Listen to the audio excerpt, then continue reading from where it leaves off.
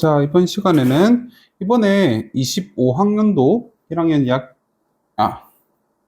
1학기, 이제 고등학교 2학년들이 시험 친 확률과 통계 간단하게 피드백을 한번 해볼 텐데, 일단 결론부터 말하면, 뭐, 학생들 체감상으로는 조금 어려웠다는 이야기가 나오는 것 같긴 한데, 기본적으로, 오케이.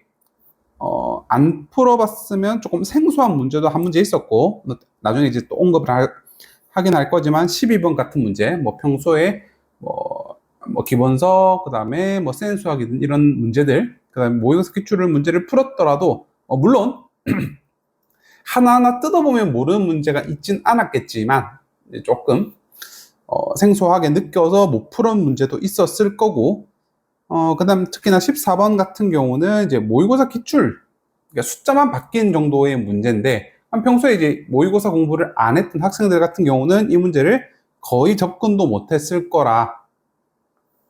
물론, 1등급 기준, 이제 1등급 컷이 어느 정도일 것 같냐라고 만약에 묻는다면, 대부분한테 이런 문제, 어차피 이제 5.2점이니까 한 문제 틀려도 그렇게, 부담이 없는 문제라서, 변별력이 엄청나거나, 그렇진 않을 것 같긴 하지만, 일단 그런 문제가 출제가 됐고, 그 다음에는 나머지 문제들로 치자면 사실은, 이런 것도 이제 모의고사 기출 변형이면서 쉽게 말해서 학생들이 가장 많이 보는 개념 원리에도 있던 문제다 보니까, 이것도 맞췄을 것 같고, 성실하게 공부했다. 자, 이런 것도 기본서에 워낙 빈출 주제이기도 하고, 그 다음에는 이런 거, 나머지 문제들, 따로 언급을 안 하는 문제들은 당연히 맞춰야 된다고 생각을 하고 언급을 따로 안 하는 거니까 그렇게 참고를 하시면 좋을 것 같습니다. 그 다음에 이것도 사실은 모의고사 기출에서 약간의 변형을 준 문제긴 한데,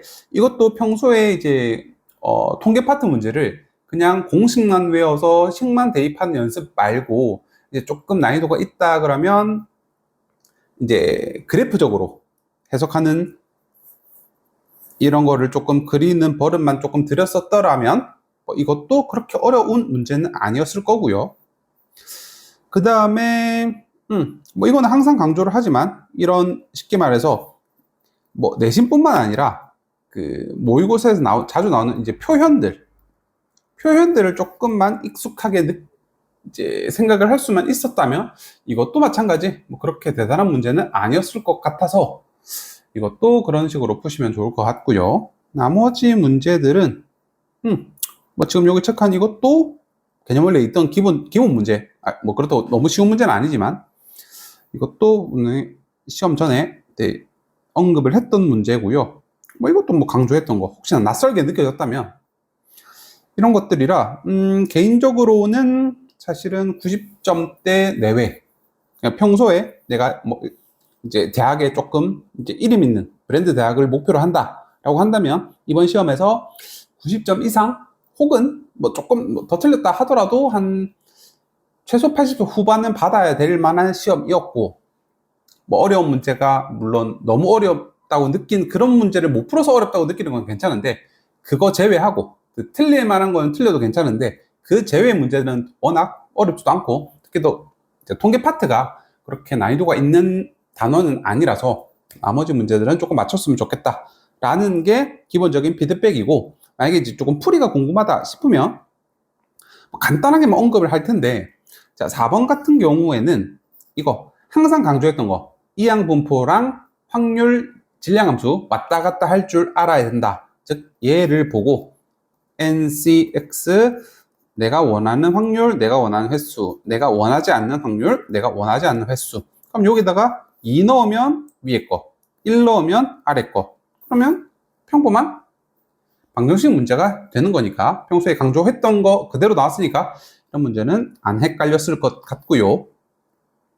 나머지 문제는 기본적으로 다 고만고만 할 거고, 자, 그 다음 혹시나 9번 같은 경우는 지금 문제 자체가 전부 다 신뢰 구간에 대한 이야기니까, 자, 그럼 우리가 신뢰 구간 2 곱하기 어떤 상수 K 95% 신뢰도로 구하면 여기 1.96이 들어갈 거고, 99% 같으면 2.58 그런 상수 들어갈 거고, 그 다음에 루트 n분의 시그마, 이게 신뢰 구간의 길이일 텐데, 그럼 이제 얘를 갖다 항상 강조했던 거, 머릿속으로 생각하지 말고 식을 갖다가 직접 시각화 시킨 다음에 그 다음에 문제를 보면 얘가 커진다라는 거면 당연히 실내 구간도 길어질 거고 바로 동그라미.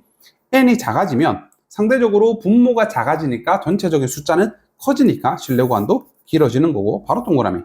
그 다음에 여기 보면 알겠지만 이 x바 원래 얘는 전형적인 낚시 문제. 실내 구간이라고 한다면 모평균에 비해서 이 표본 평균에다가 일정한 숫자를 조절을 할 텐데 물론 여기는 마이너스 어떤 상수에다가 루트 n분의 시그마. 자, 지금 여기에서 얘가 등장한다고 얘가 커진다고 커지는 게 아니죠. 왜? 진짜로 실내 구간의 길이는 얘만 보고 판단을 할 건데 여기에 x바라는 문제가 없잖아. 아무 상관 없다고. 굳이 이제 조금 표현을 하자면 야 이게 실내 구간의 길이래.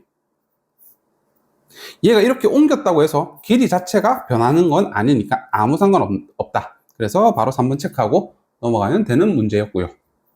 그죠? 그래서 사실은 이 식만 적었으면 동그라미 동그라미 상관없네 해서 한 10초 안쪽으로 풀리는 되게 쉬운 문제였던 문제고요. 자, 그다음 10번 같은 케이스가 혹시나 나아가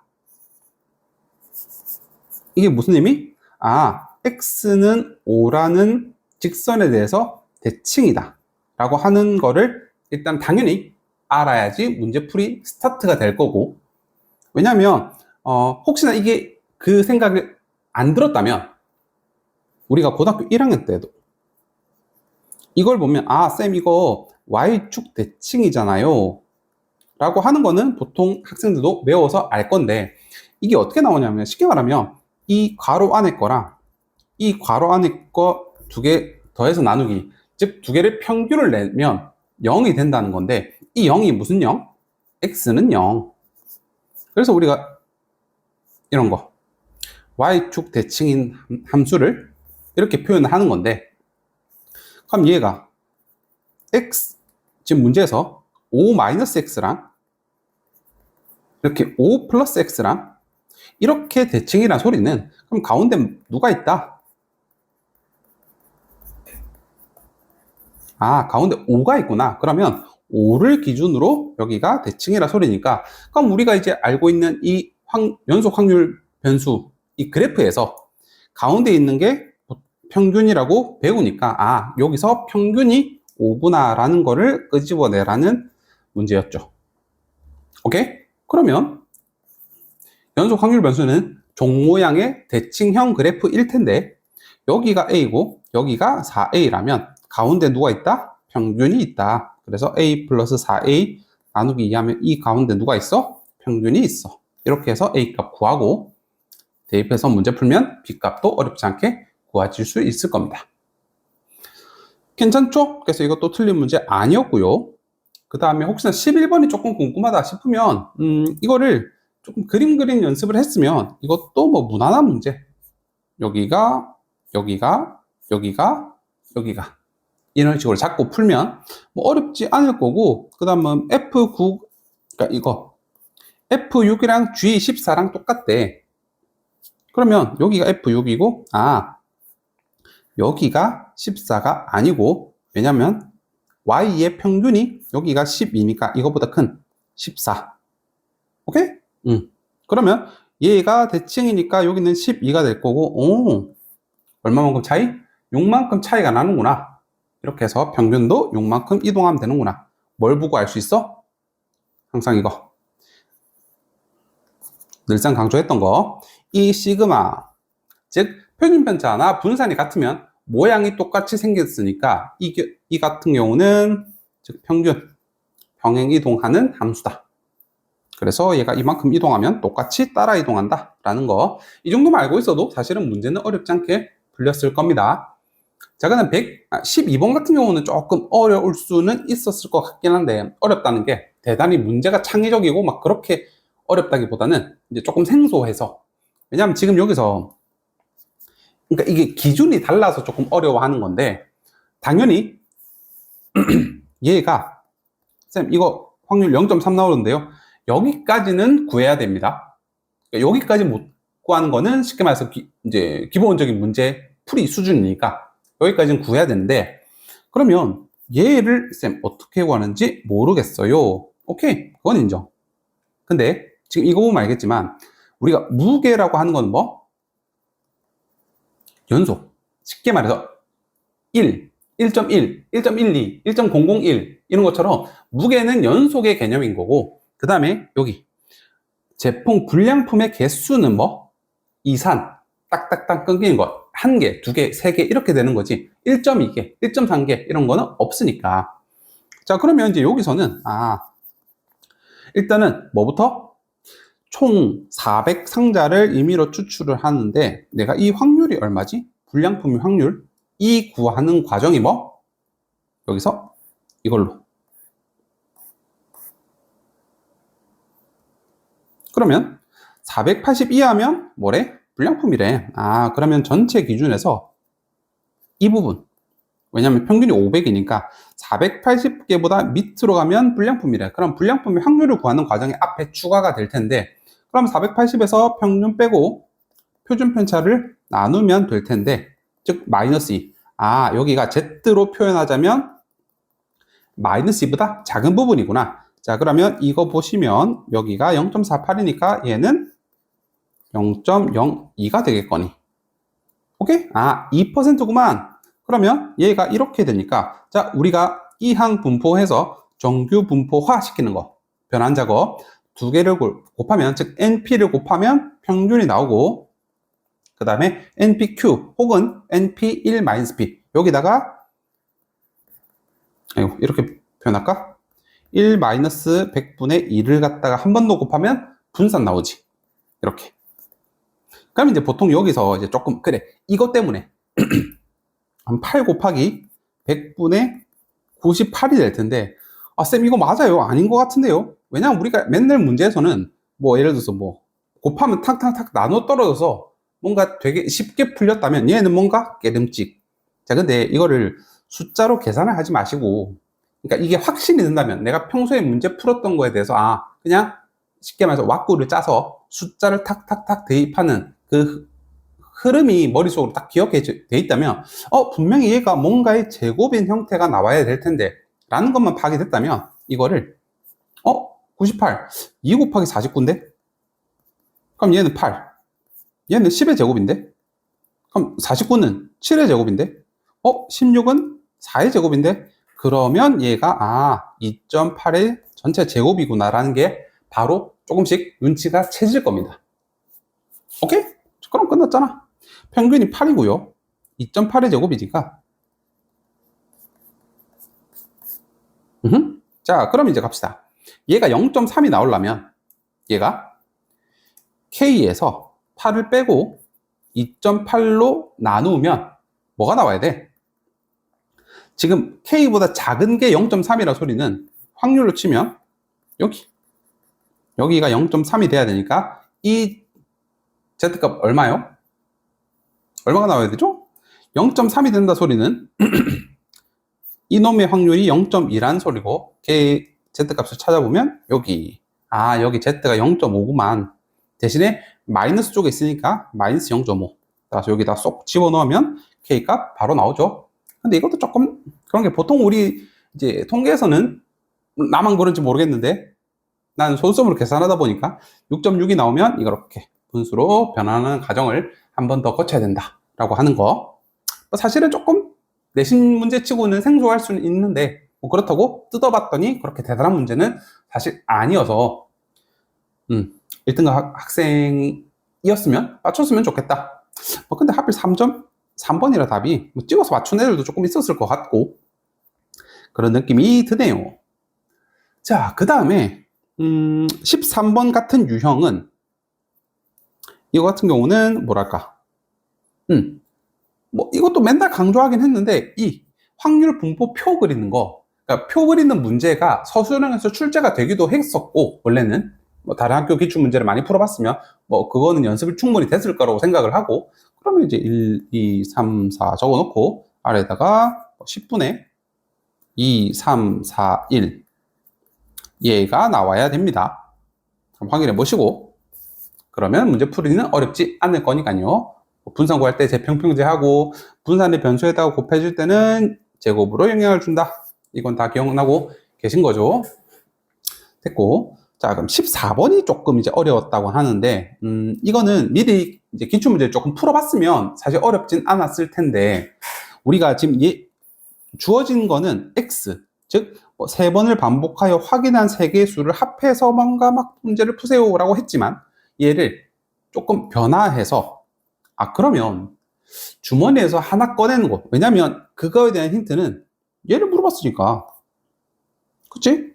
그럼 주머니에서 임의로 한 개 꺼내는 거, 그 공을 갖다가 낳는 확률 변수로 보고 싶다 라고 한다면 어떻게 풀면 되죠? 그럼 그놈을 y라고 치면 얘가 뭐 2, 4, 6, 8 쭉에 나오겠지. 오케이? 자, 그러면 어쨌든 간에 이 확률도 모든 합계는 어쨌든 1이 나와야 되니까 얘를 A, B, C, D라고 합시다. 자, 그럼 문제에서 6이 나오려면, 자, 이거 이렇게 해석을 할게. 이 버튼을 한번 누르면 그냥 뽑는 거잖아. 그러면 6, 즉 3개를 뽑아서 합했더니 6이 나왔다 소리는 하나, 둘, 셋. 즉 A가 3번 나오면 되지. 확률이. 어떻게? 동시에. 그래서 합이 6이 나오려면, 즉 쉽게 말해서 X가 6인 확률은 어떤 케이스? A 3번. 그 다음에 이거 문제에서 해서 합이 24가 나오려면, 즉 X가 24가 돼야 되는데, 그러려면 띵띵띵 888 나오면 83, 24니까 8을, 즉 D를 3번 눌러야 되는구나. 자, 그래서 얘를 대입을 하시면요, A 세제곱은 27분의 1 또는 8 곱하기 D 세제곱은 27분의 1이래.